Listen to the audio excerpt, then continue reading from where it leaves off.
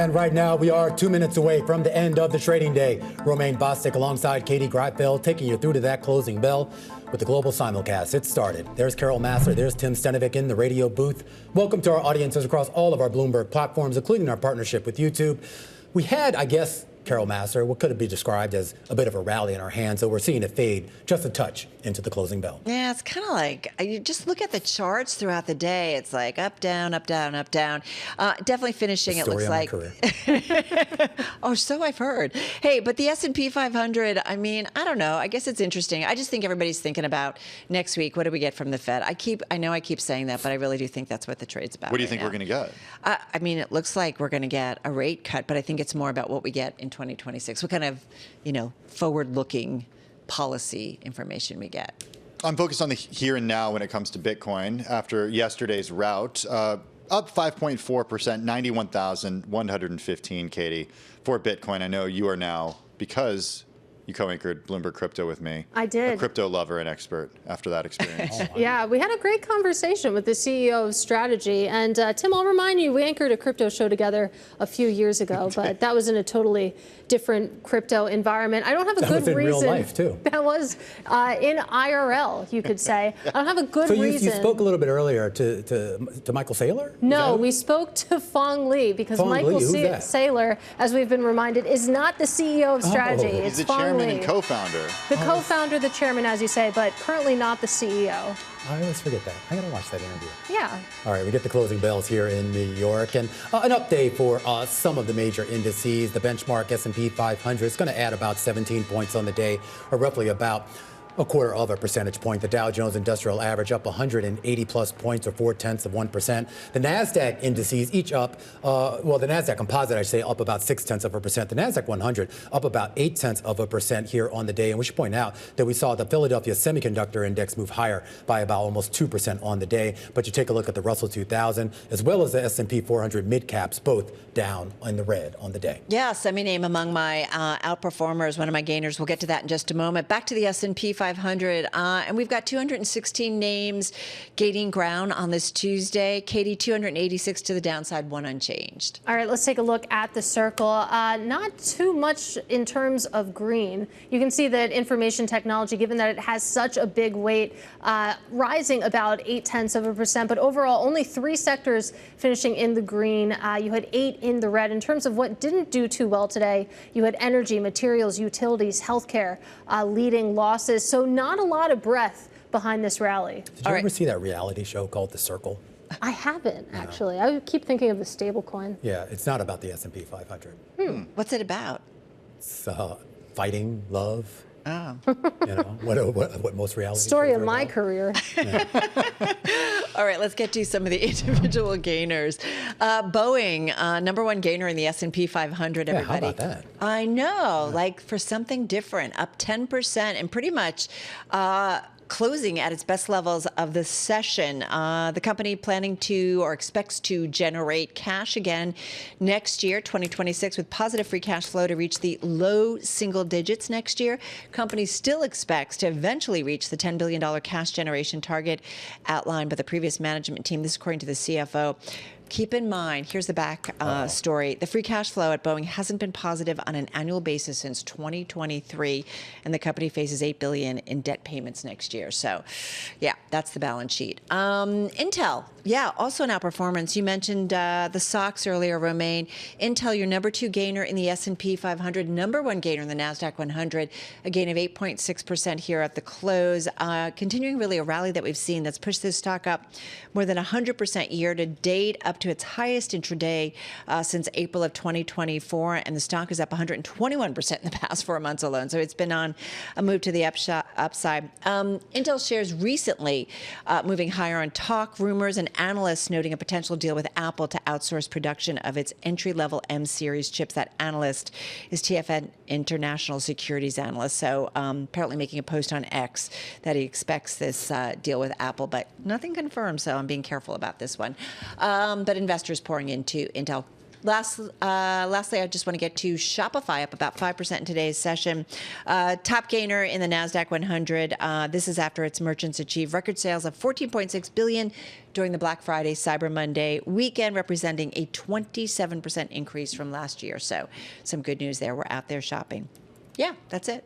Okay. Those are the gainers. I got the decliners. The worst performer in the S&P 500 today was the company formerly known as Square. It's now Block, down 6.6%. The company flagged weakness in gross payment volume for its Square segment in the fourth quarter compared to the 3 months earlier. This during a presentation at the UBS Global Technology and AI Conference.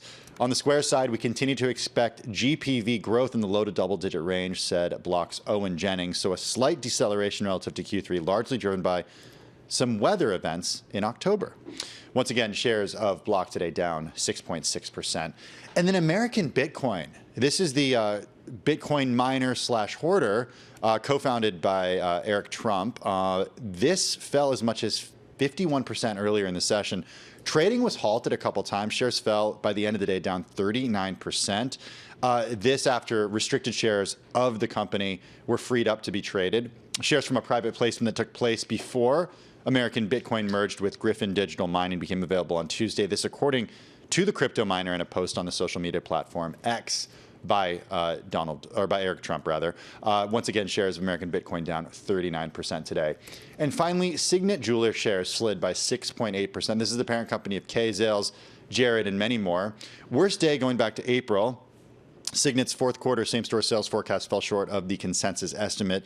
The company expressed a note of caution on the consumer. The company's CEO said the, quote, measured fourth quarter outlook on external disruption since late October and potential continued softness in consumer confidence. Interestingly enough, Black Friday, not a major sales event for most of Signet's brands. They tend to sell closer to Christmas because engagements pick up during the holiday season and through Valentine's Day. Wedding-related jewelry typically makes up more than half of Signet's sales.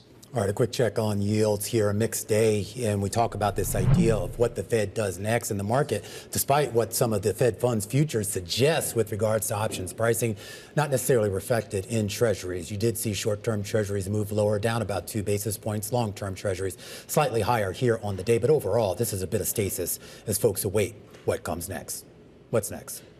All right, folks, just want to get to some earnings crossing the Bloomberg terminal. GitLab just down about 0.8% as it crosses the Bloomberg terminal. That stock is off about 23% year to date, so building on some of those losses in the aftermarket. Third quarter adjusted EPS, 25 cents a share. That's a nickel better than what the street was forecasting. Third quarter revenue coming in better than forecast, 244.4 million versus an estimate of 239.5. But here's the outlook. Sees fourth quarter revenue, 251 million to 252 million. The street estimate is kind of right there, 251.9 million. And then the company sees fiscal year revenue, 946 million to 947 million. It had seen 936 to 942 million. So not quite sure why the street is seeing so much disappointment. Stock down about 9% here in the aftermarket. Let's talk about Marvell, of course, the chip technology company here. It looks like the headline actually is not the earnings here. The company is said to be buying Celestial AI, the company actually making that announcement officially in a statement right now. It doesn't appear that terms of the deal are included in this situation, but you're seeing the shares move lower by about 2% here in the after-hours trade. Should we talk about lunch? Yeah, you want to talk about those slot bowls? Yeah. Apparently, everybody's kind of over them. That, those bowls where you throw some rice and some other stuff and then you throw everything on top of it. Well, apparently, people are over it. Consumers want something different. They want something you can hold in your hand like a good old sandwich. Yeah, Steve Ells, the co-founder of Chipotle and the burrito bowl that rocketed the chain to lunchtime fame, has moved on. At a Manhattan location of his new concept counter service, there's a red neon sign. It depicts a lunch bowl with a slash through it. It's a bowl-free zone, guys. They say they love sandwiches and anything as long as it can go on bread. So long live the slot bowl, or is it the end of an era? Well, first I'd just like to point out, counter service, I love this place, by the way. And I went there a few times before I even realized it was actually owned by the co-founder of Chipotle. But the problem with the bowls is they just became so prolific, right? Everyone does this. It was unique at one point, but now it's like, every bodega on the corner here is doing a slot bowl. Well, it's interesting to see how that's being expressed in the stock market as well, because you think about Sweetgreen, you think about Kava, they're both down year to date. But you compare that to 2024. I mean, these were the all-stars in the stock market, up triple digits. And it's interesting just how quickly the winds have changed on specifically these two. Do you think pricing had an issue with it as well? I have to imagine. I mean, you're paying $20 for a sad salad with not that much protein on it. That's how I feel. You could get the new ultra high protein Sweetgreen one that they offer. Over Oh, right. Isn't it 100 grams grams of protein? Yeah. What do? They put like a foam on top or something? Like It's Starbucks? a lot of chicken. I think 3 scoops of chicken, some broccoli, and Some then crushed up crickets, perhaps. tahini dressing also. I don't think the crickets are included. Yeah, I don't know. Yeah, but it gets to this idea of like why trends change, like whether it's economic or whether it's just social and cultural. We've had our fill of bowls and now we're on to sandwiches. Listen, maybe. I always loved a And sandwich. why sandwiches? You said handheld. Why not like, I don't know, a patty, empanada, a hoagie, That works too. grinder, I hope Right? someone's a listening. sub? Yeah. Are you giving people What about ideas? a pierogi? Yeah. Is that handheld though? Yeah. Oh, yeah. You can handhold anything. Grab it with your You can't paws. hold anything. truly. I like the initiative there. How about Yeah. a cocktail? That's handheld. Oh, okay. Yeah, bring those back. Yeah.